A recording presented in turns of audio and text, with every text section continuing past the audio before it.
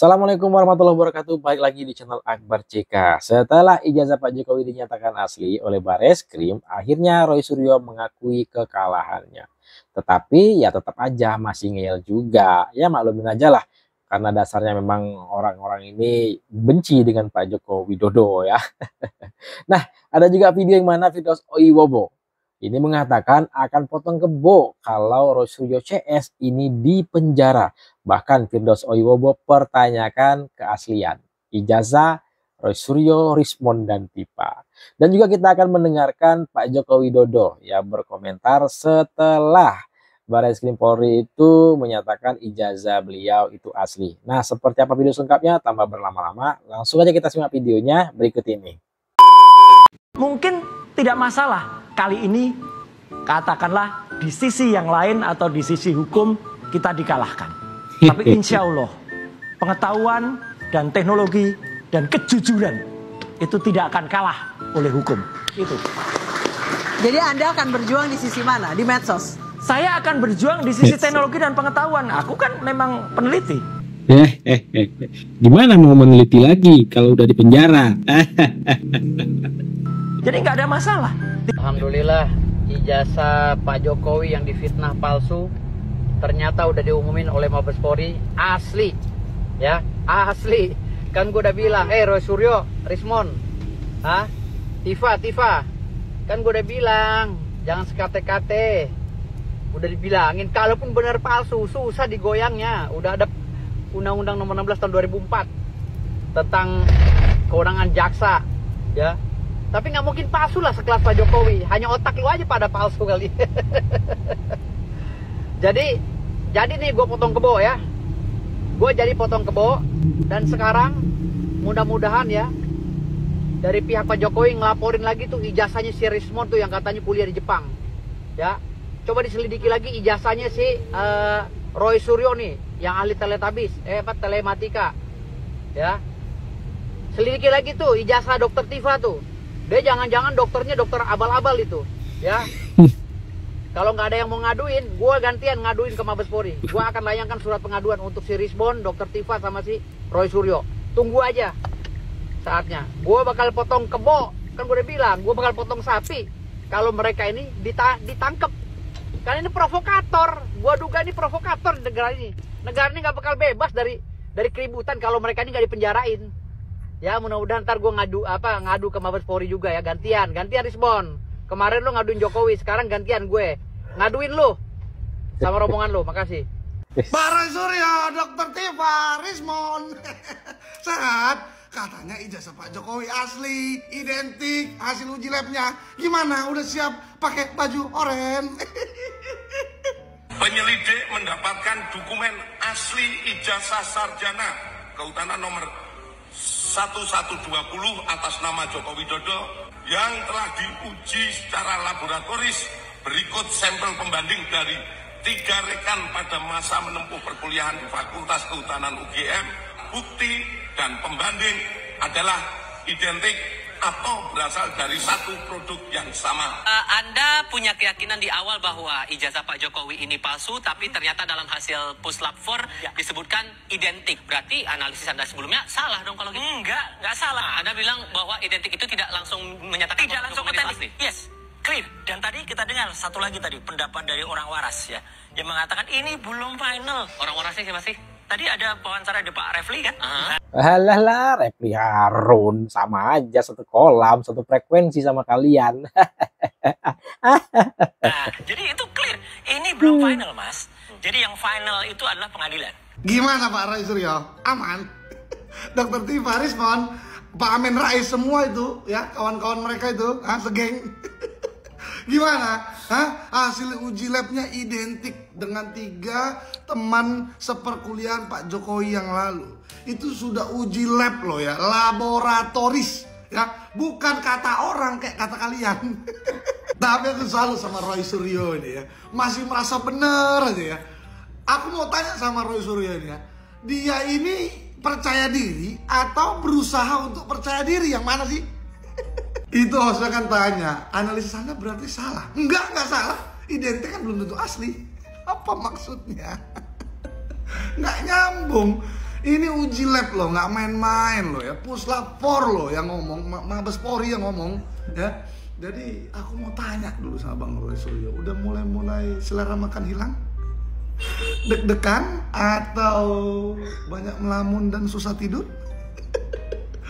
Ya makanya ya, saranku pakai tolak angin coba, pakai koyo, diurut-urut, jangan minum-minum air hangat, jangan sendok.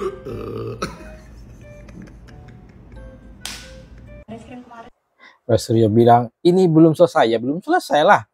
Kalau kalian belum masuk penjara. Sudah menyebut bahwa ijazah Bapak asli sendiri, tanggapannya seperti apa Bapak? Ya memang asli. Dengan sudah dibuktikan dari Bareskrim sendiri, harapannya seperti apa Pak? Karena memang beberapa masih belum puas dengan hasilnya itu. Kalau saya melihat di Bareskrim itu kan sangat detail sekali ya. Membandingkan ijazah asli saya dengan ijazah asli teman-teman saya ada. Kemudian juga foto-foto waktu KKN ada, foto-foto waktu wisuda ada semua. Kemudian foto-foto waktu naik ke gunung ada semua sebagai mapalah. Gitu kan. Ada juga